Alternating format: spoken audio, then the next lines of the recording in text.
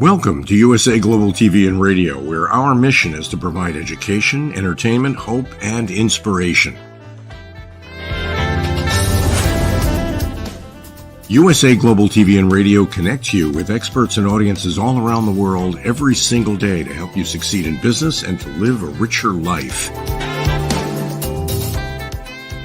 Visit us at usaglobaltv.com to learn about career and life-changing training and mentoring programs like the Listening Mentor. Subscribe to our newsletter to stay informed about our special programs and offers. Discover how you can become a guest on one of our shows or a host or producer of a USA Global TV and Radio show of your very own. That's USA Global TV and Radio, where the doctor is always in.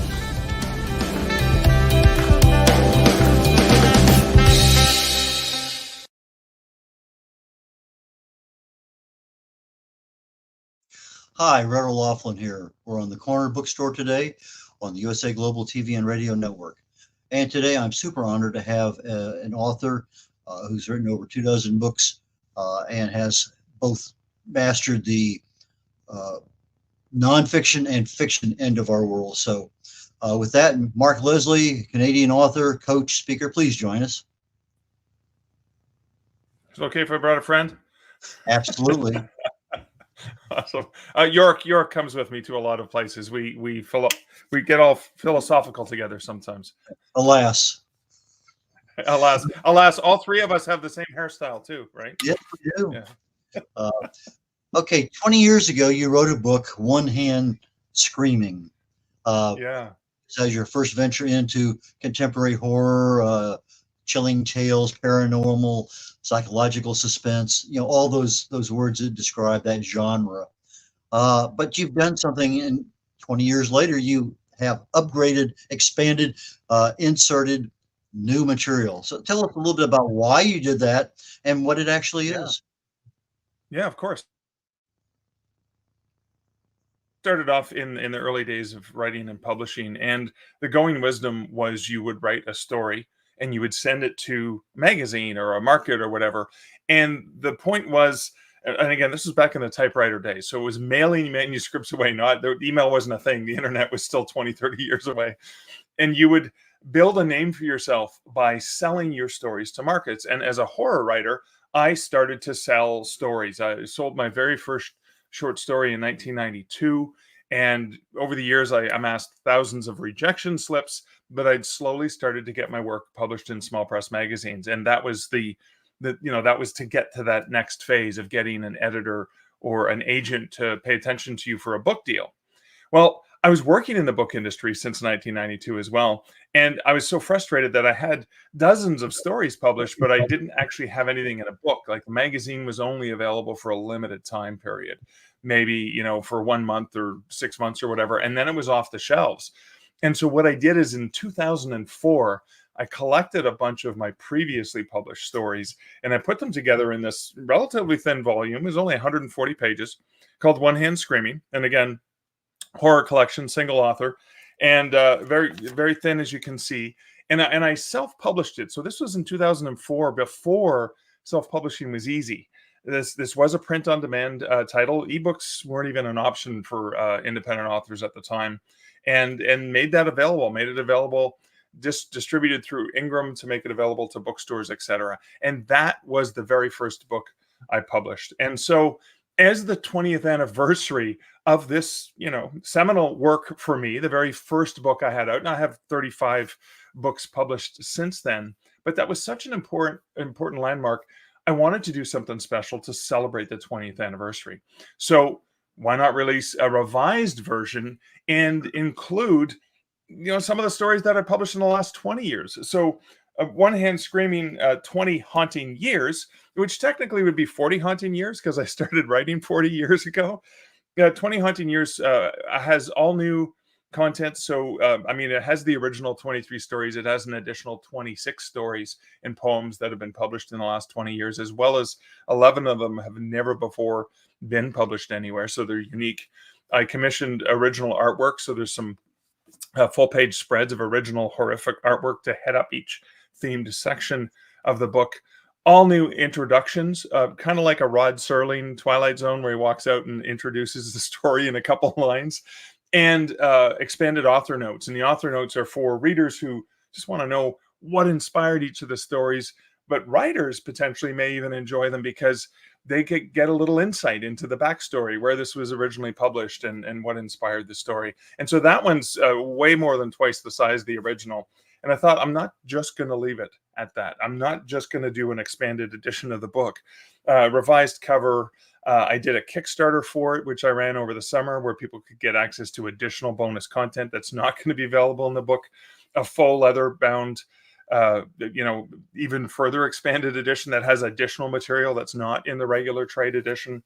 And I even printed enough copies, like a large print run of these, and basically invested in putting them into a distribution warehouse like a traditionally published book. Because I thought, if 20 years ago I was pushing the boundaries, why not push the boundaries even further 20 years later?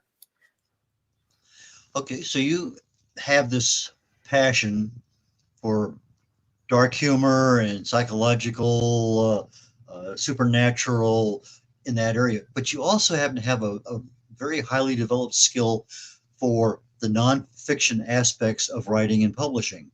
Did that come out because of necessity, or just because of love, or how did you end up in two different markets having a lot of good material? Well, that's a great question, Red. Thanks for asking. So I always liked paranormal stuff. I always liked speculative fiction, the what if, right? What's hiding in the dark corner?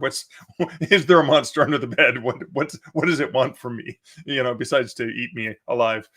And I never thought, even though I read a lot of nonfiction books, like UFO books and books about Sasquatch and monsters and ghosts and stuff like that, I loved reading them when I was a kid. I never expected I would do that.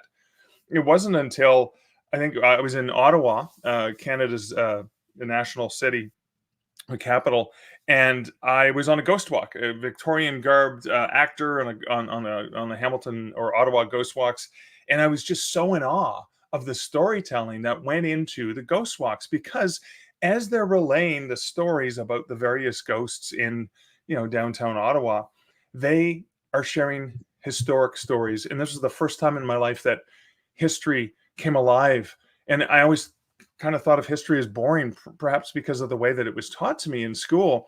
But this was the first time that I went, wow, this is amazing. We have such a rich and varied history that we don't really realize, right? One of our prime ministers used to have seances and commune with the dead. Like that's the leader of our country. And that wasn't really a big thing we talked about in history. So when I moved to Hamilton, Ontario, Canada's steel town, I went on a ghost walk to try to get to know a little bit more about the city. And I was so inspired with the local group, I suggested, hey, you guys should write a book. There's really great content. And they said, well, we're too busy running this business, but we'll give you access to our files if you want to write a book, and we'll write the introduction for you. And so that Haunted Hamilton was the very first exposure of taking true stories and applying the same storyteller skills into writing those chapters. And of course, 6 other books later, I've continued to write haunted location books. And so I find it really fascinating, because sometimes when I'm researching for a true ghost story book, I may find a story about a ghost, and I may or may not have enough to write a chapter on it, but that could also inspire fiction. So that research that I do for one kind of project can lend itself to another. And in many cases, there's a true story about, a ghost that haunts this museum, for example, in the creepy capital, one of my books about the nation's capital and ghost stories there. And then I adapted that ghost into my fiction as well. So I can kind of double dip, which I think is an important thing for authors to recognize, is you have ideas and IP or intellectual property, and it can come out a few different ways, right? Nonfiction, fiction, even doing talks at local libraries, etc. Like 3 different ways that you can exploit your own IP. Have you actually run into a ghost? Yeah, actually, it's funny. For years, I could say I've never seen a ghost. Thank God, because I'd probably have a heart attack and die, or have to change my underwear or whatever. Because I'm a big chicken. I'm one of the world's biggest chickens. But It was a few years ago. Yeah, my now wife and I were traveling through. We were driving back from Florida. We were at a romance writers conference down in Florida, in Orlando, and we were driving back to Ontario, Canada, and I had just released Haunted Hospitals with Rhonda Parrish, my co-author. And on the way back, we were, looking for a spot about halfway, so we could just kind of do the drive in 2 days. And I saw that in Weston, West Virginia, there was the Trans-Allegheny Lunatic Asylum, which was one of the places that Rhonda wrote about in the book. And so I hadn't really researched it the way she had. I only, looked at and kind of proofread her chapters before we sent that off to our editor at the publisher. And so we stopped in, and Liz and I got a hotel room. It was late at night. It was about 1 a.m. We were tired. We were traveling all day. We get to the first hotel and it's all booked up. And then they say there's another hotel a mile down the highway, and, driving through the mountains in the fog at night, and we're tired, and get to the next hotel. And I run in to see if they have a room, and they say, yeah, but we only have one room available. But it's like 2 double beds. We don't have a queen or a king or anything. And I said, I don't care. We just want to go to sleep because we want to get up, do the tour the next day, and then drive back home. And in the middle of the night, a scary thing happened. Is I woke up and I heard Liz. She was in the bed closest to the bathroom, and I was in the bed closest to the door. In the middle of the night, I woke up and I see Liz. I can hear her feet shuffling, and I see her moving around the side of the bed towards the bathroom. And I'm laying there thinking, okay, it's going to turn the bathroom light on. And I'm waiting and waiting, but the light never turns on. And I thought, oh, that's weird. So I'm just laying there in the dark, and I'm listening, and then I can hear Liz snoring in the bed beside me. And then I thought, oh my God, there's a woman in the room. I just saw a woman walk around the side of our bed, and she's hiding in the bathroom. And I sat up. I was terrified. And then I realized what probably happened. What probably happened is I saw Liz go to the bathroom. I fell asleep while I was laying there, as happens. And maybe 5 minutes passed, but I thought a second had passed. And she's already back in bed. And that's what happened. It was a trick. And then after I finally got back to sleep and realized there was nobody there, I heard a noise. I heard sort of like the noise on the desk at the end. And again, I sat up thinking someone was in the room. So I finally got convinced that I was hearing and seeing things. But then the next day in the morning, when Liz woke up, I said, hey, did you get up at all in the middle of the night? And she goes, no, I never got up once. I was in bed the whole time. And I said, well, that's weird. And I told her what happened. And her face went white. And I said, what? She said, well, I wasn't going to say anything, but she's laying there sleeping in the middle of the night, and she could feel someone standing over her in the middle of the night. And then she felt a hand touch her shoulder, and she knew it wasn't my hand. She said it felt like a woman's hand. She's feisty. So she swung around as if like someone's broke in here. I'm going to hit them. And there was nobody there. So we both experienced seeing or feeling or hearing a woman in the room with us. And I can't explain what it was. So perhaps it was a ghost that we saw. That's your story, and you're sticking with it, right? That is my story. And it's funny because Liz is not a believer, right? She likes going on the tours, and she doesn't believe. I'm a big, I'm a sucker for paranormal stuff. And she's like, yeah, I don't believe it. And then she's like, I can't explain this. My daughter used to work at a prison in Texas. And when she was working outside picket, she had a gun as tall as she's only 4'10", but she has a gun almost as big as me. But she knew ahead of time that everyone who walked that particular part of the prison, there was a ghost they called George, and he loved to feel their hair. And she says more than a few times, many more than a few times, she would feel somebody, running her hair through their fingers, and she'd say, "Knock it off, George," and he would stop for a little bit. And so she kind of got used to George, but then she was inside, and one time she's walking down to like 3 o'clock in the morning. Everybody's supposed to be asleep. And all of a sudden this convict, inmate, whatever you want to call it, appears in front of her, and she's just about ready to say something or shout something to someone, and he walks through the wall. And oh my God. So okay. Yeah, so little things like that. But anyway, so there's a lot of non-believers. So there's a lot of people who have never had the opportunity or experience. But anyway, but you were talking earlier about this access to a whole bunch of historical stuff. And Yeah. it kind of brought up one of the things I read in doing research on you today. You have it, I think, on your website. If the desire to write is never accompanied by the actual writing, then the desire is not to write, or something like that. Uh, Yeah, yeah, that's it. Yeah. um, that's kind of profound in many ways. Tell us, why did you decide to include that on your website?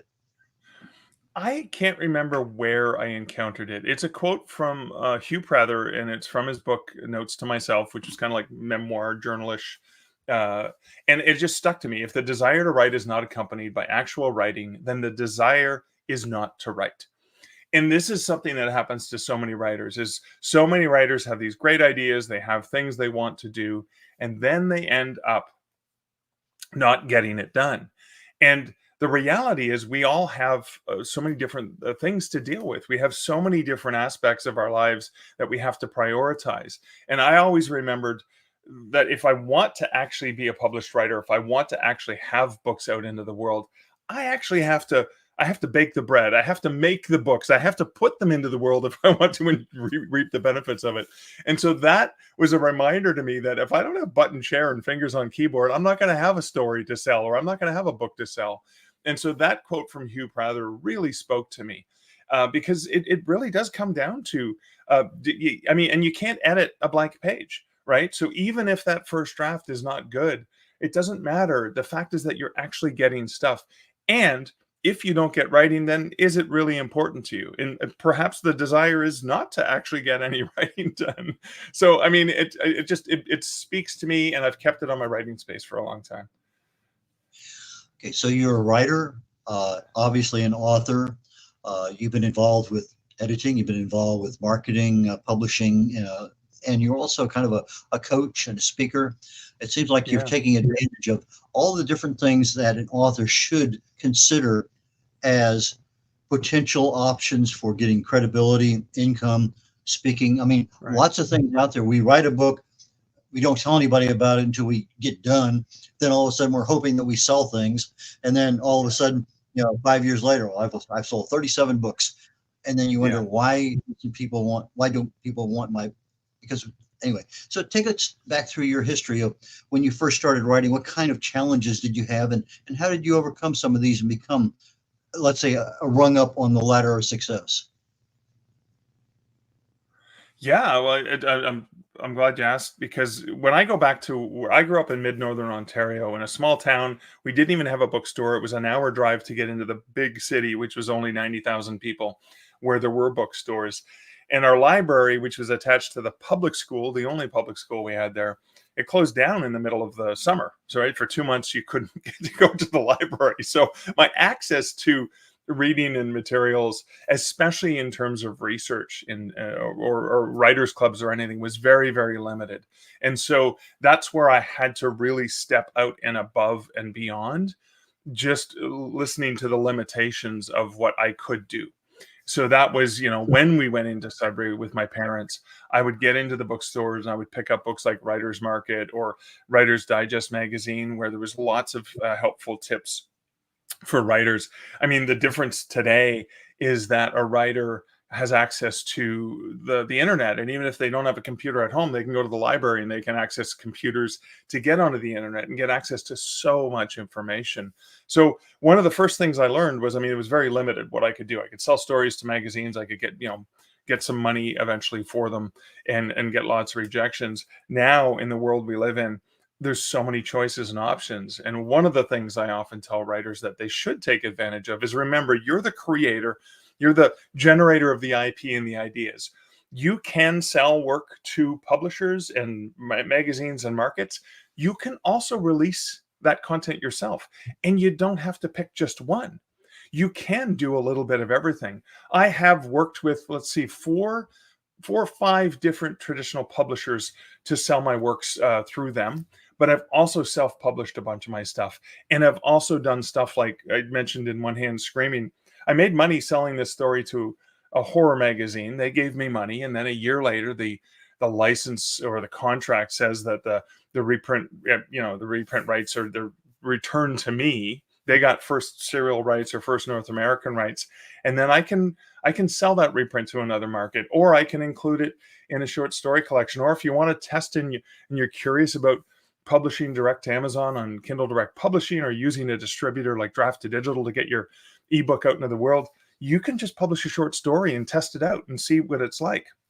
And that can remove some of the fear and anxiety. And the other fear and anxiety writers have is, oh my God, people are going to read my work and they're going to judge me, right? And that's one of the biggest hurdles I think writers have to get over, is recognizing, yeah, I have the story, I have these things I want to share. It's okay, once I share them, you're going to encounter people who don't like your work, and you're going to encounter people who like your work, and you're going to encounter people who love your work, and maybe you'll encounter people who hate your work. And I guess fortunately, I cut my teeth on a lot of rejections from a lot of different editors, and then acceptances once in a while. So when I look at today, when I have a book up online and it's listed on Amazon or some other retail website, and I see, okay, I got a 4-star and a 5-star review, and somebody really loved it, and then I got another one where it's like, oh, it's a miss. So someone's like, oh my God, this, One Hand Screaming had blood and death and ghosts and stuff, and I hate that stuff. And I was like, well, maybe not your cup of tea. So you're not my audience. And not taking that personally is really hard for writers too. Well, why don't we do this? You have a book or two there that I asked you to set up as a potential reading option. Why don't you pick something, and let's give people a chance to see what kind of judgment they can make against you today. Yeah, okay. Well, I'll read a couple really short selections from One Hand Screaming, just so people can get a bit of a taste for it. So I'll read that. This is a short poem that I wrote specifically for One Hand Screaming 20 Haunting Years. So it's a poem which is more of a reflection of a writer's life. So any writers who are watching or listening will probably get a charge out of it. It's called 20 Haunting Years. As I stare down into the coffee cup and reflect upon what lies beneath its murky depths, I'm taken first to the desk of a solitary author in the wee hours of a winter morning, prior to a long commute and a never-ending workday.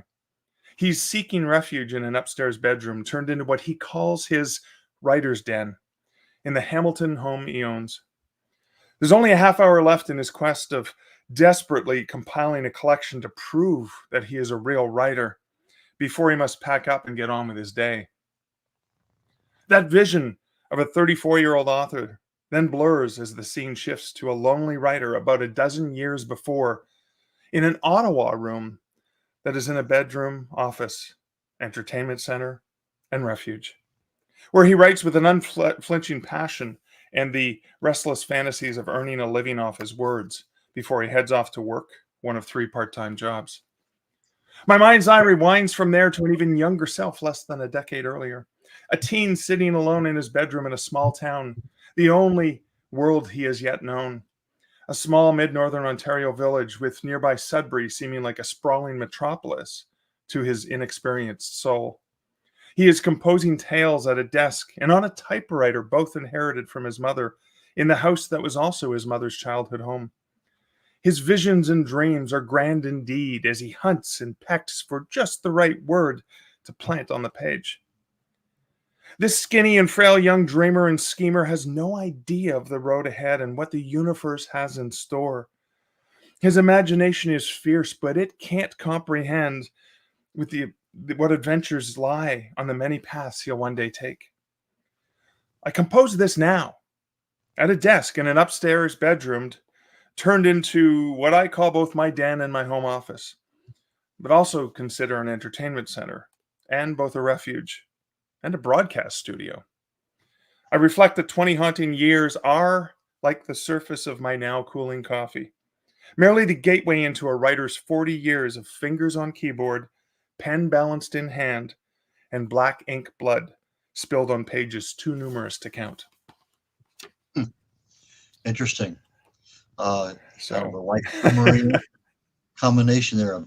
One area that I want to make sure we cover today, maybe now is the time to just jump into it, and we'll pitch down the road. Yeah. Anatomy of an author photo. I think I saw that on your website, on your blog site. If I'm not sure, the blog YouTube channel. Yeah. The markleslie.blogspot.com. I guess you tried to portray Die Hard, and Yes. and Yeah. anyway, you kind of go into a little description there, and lead us through that, because I found that fascinating. And if our production engineer Yeah. can pick up the blog of on his Of website there that we have, that's one that I think is really interesting, because you went to a lot of trouble to look like uh, Die Hard John as McClane. Yeah, the John McClane.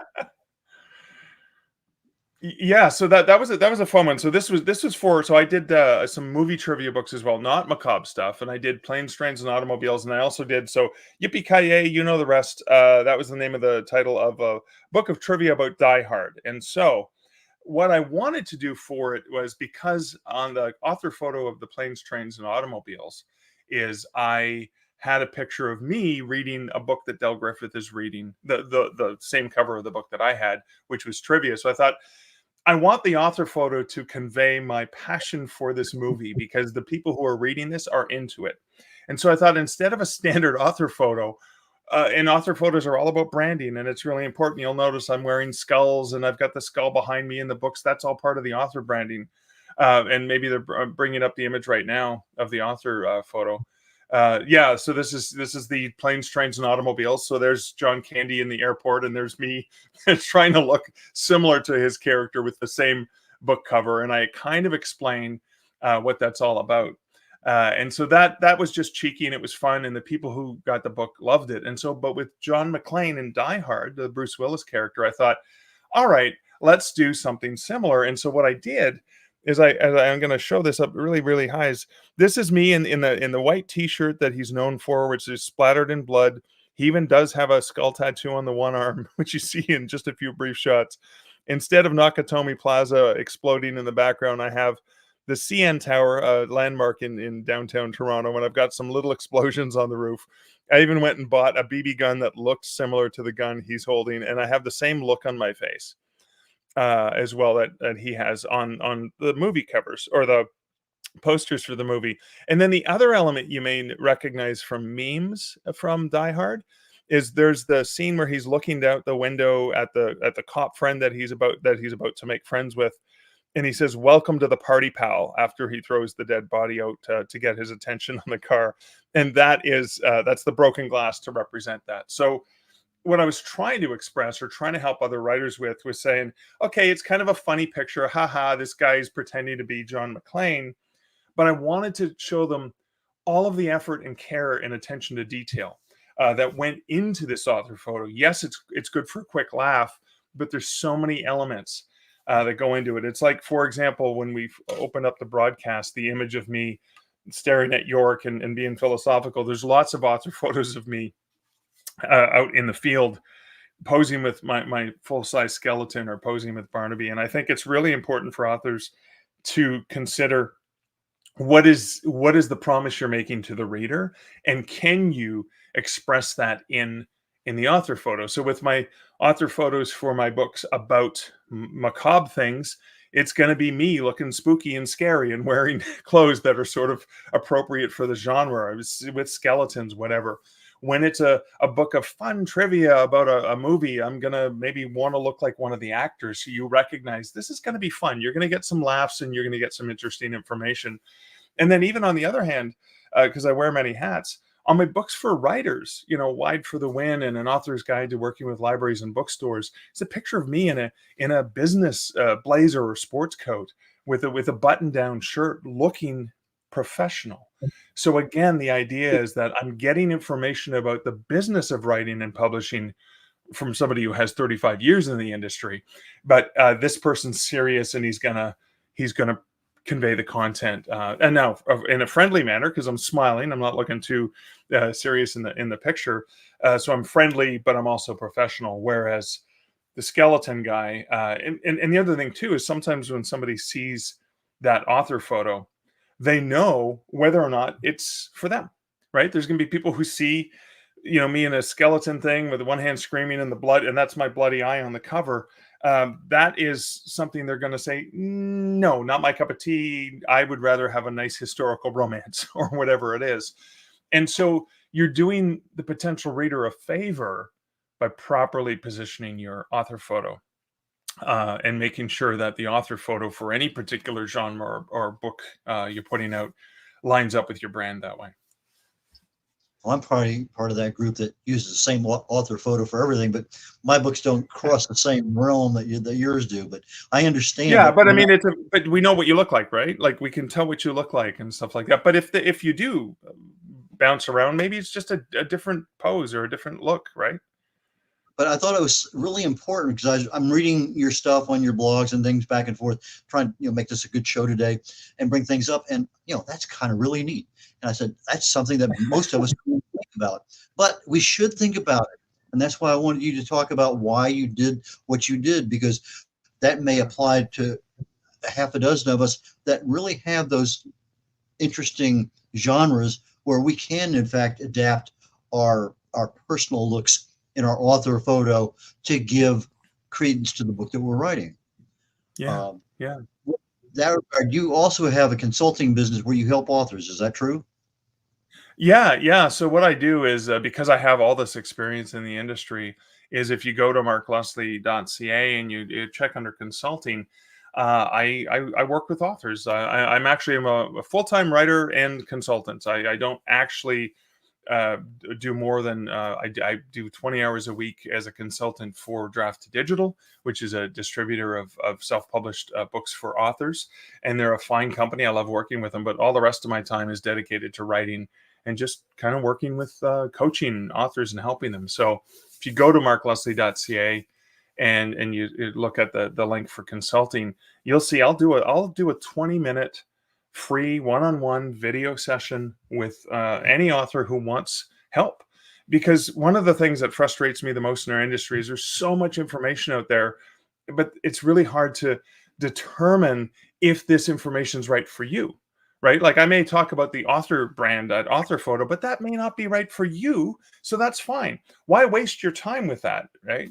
And so what I can do is in that 20 minutes, you can ask whatever questions we want. Maybe we look at what you're planning, what are your goals, what are you hoping to get out of this, and potentially help you narrow down the things that might be useful. And if I can save an author, who, from spending thousands of dollars on a service that they were interested in purchasing or whatever, by saying, oh, no, maybe before you do that, like before you spend all this money on marketing, what you really need to do is maybe you need to go back to the drawing board and let's look at your cover and make sure it's really on brand for what you're trying to do. Because if you spend more money on trying to get this to the audience, and I've made this mistake when I put out A Canadian Werewolf in New York, for the first 4 or 5 years, I had the wrong cover.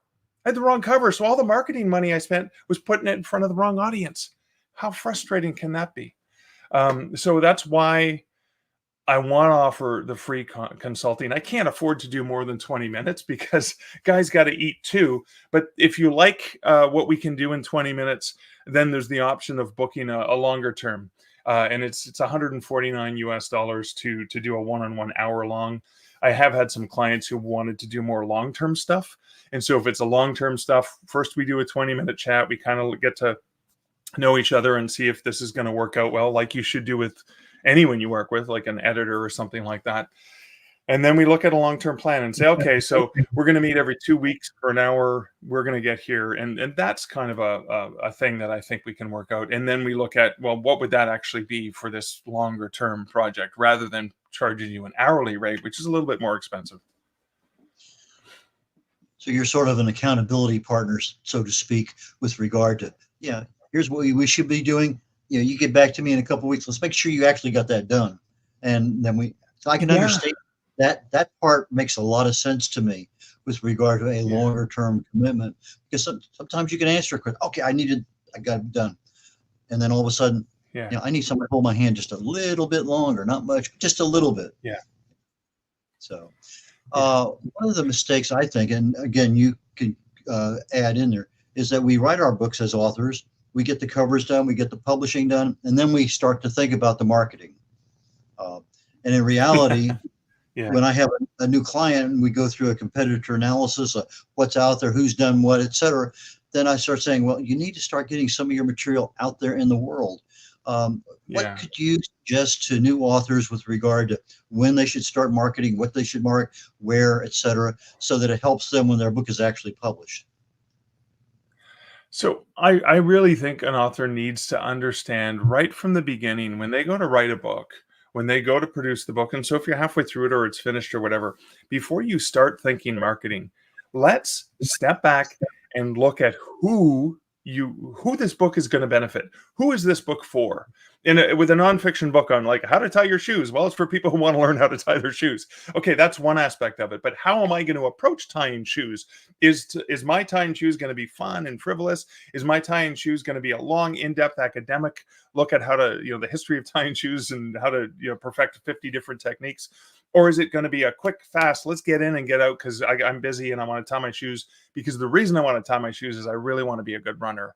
And then that's the next phase of your career. So kind of understanding who your audience is important. A perfect example for me was when I wrote the book, The Canadian Mounted, which is the trivia guide for planes, trains, and automobiles. I very specifically thought this audience very, very narrow. So these are people like me who've watched the movie with John Candy and Steve Martin that came out in 1984 by John Hughes, who've watched this movie 50 or 100 times, who watch it at least once or twice a year, Canadian Thanksgiving and American Thanksgiving, and maybe at Christmas just for fun, because they love it so much. And the reason I went with the cover I went with is that cover is only going to be recognized by the true diehard fans of that movie. Most people look at the cover of The Canadian Mounted, and I'm just going to hold it up so you can see it. You look at the cover and you go, oh, no, wait, that's an adult sex book, right? That is not a book about a movie. But if you see that cover and you're a fan like I am of the movie, you know that's the book that Del Griffith or John Candy is reading when the two of them first meet in LaGuardia. And it was actually a pornographic novel, which is what it's described as in the script for the scene. And obviously a joke because John Candy was a Canadian actor.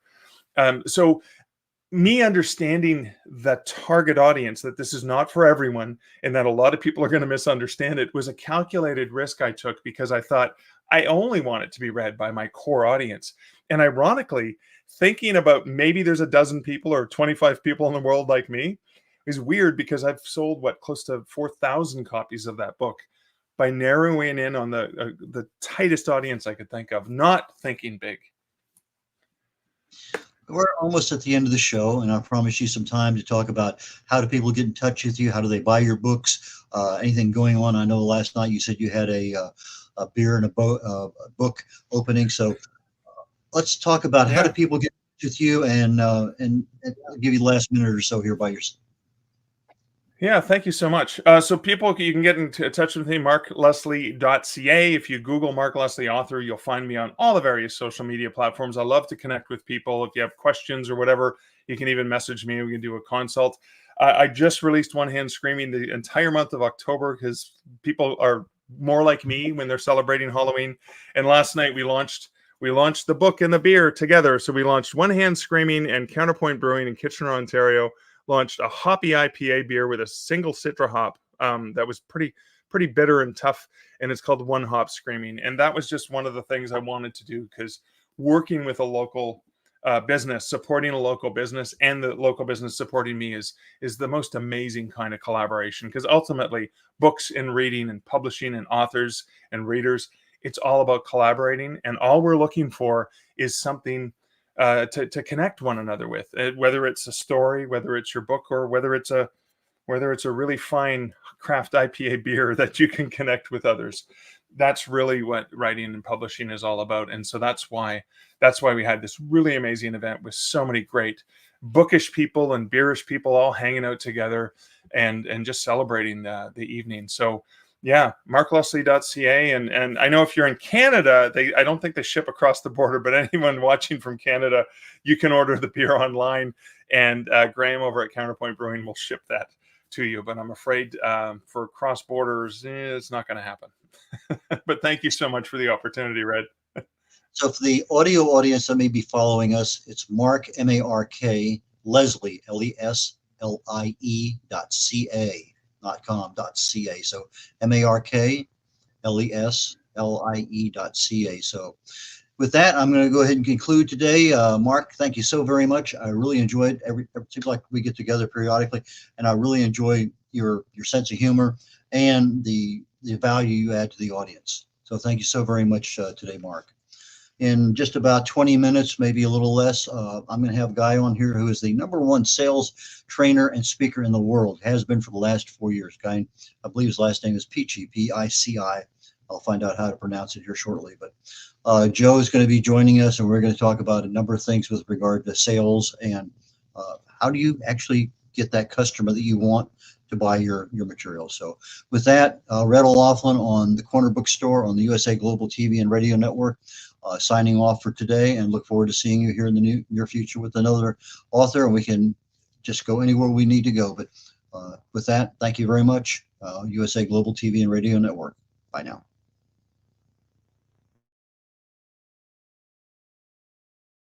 Hello, I'm children's author Diane Floyd Bain, and I am co-host for several of the USA Global TV and radio shows. I joined because of the purpose of the USA Global TV and radio. They provide content for the viewers and listeners, an opportunity for people around the world to have their own show or even be a guest on an existing show. We truly believe in helping others get their positive message out to the world. We also have the opportunity for the listeners. You can watch on several platforms, and on YouTube, you can ask questions and even give a comment. We absolutely love it. I love being part of the USA Global TV and radio because I love positive messages, and who doesn't? And we need more of that in the world. We are a family, and we hope you will join us and become part of the family too.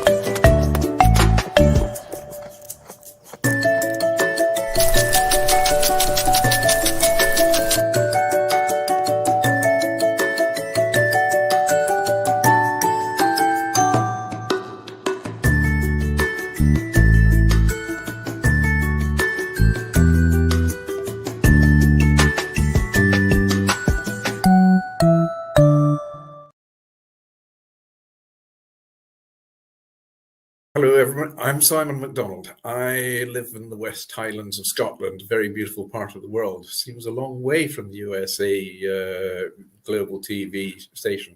But remember, USA Global TV is worldwide. It's a fantastic platform. And every Wednesday, I come along here as part of the show of the United Kingdom, News and Culture.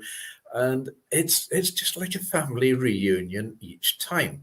It's one of these amazing stations that has such a beautiful, friendly, and intelligent atmosphere as well. And we reach out to an audience in the most unimaginable places. And I came here, I don't know, must be over a year ago now. I was introduced by Dr. Philip Chan, and I met Ian Plum-Turner and Helena Chard, who are co-presenters on the show. And then Diane Floyd Bain came along as well. And I mean, the five of us, Dr. Jacalyn, of course, who is our host and our mentor, has just made this show work so well. Tremendous people, lovely time we have, and we impart a lot of information, a lot of knowledge. Nothing's rehearsed. It's all done off the cuff, and it all just gels. And we get great feedback from people coming back and saying how they're enjoying the show. It's lovely to hear. It's lovely to get that interaction from outside as well. And we're all listeners, and some of us are elevated listeners as well. So we enjoy every second of it, and we hope you do too.